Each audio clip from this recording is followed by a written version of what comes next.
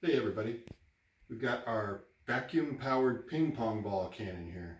I first saw this on Mythbusters probably about 5 or 6 years ago, and then recently I saw Bruce Yaney do it on his DIY science channel.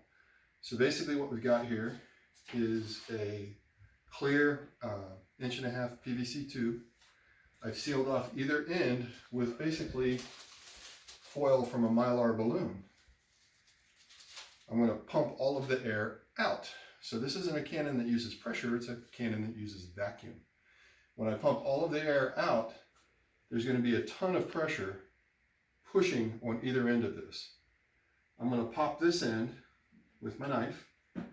Air is going to slam through here and fire the ping pong ball out that side. It's going to pop right through this Mylar bushing at the end. Shot it once today already. It was pretty impressive. I've seen videos where people clock them anywhere from 400 to 500 miles an hour. So I've got my measuring board, 1 foot increments, and some extra light so it makes it easier to see.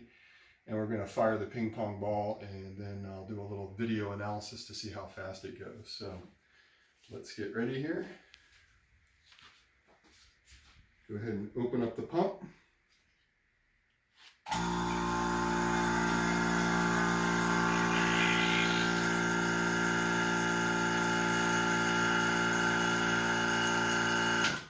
Three, two, one. Pretty impressive.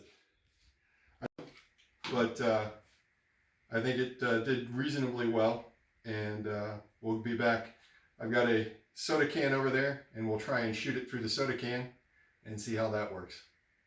Bye-bye.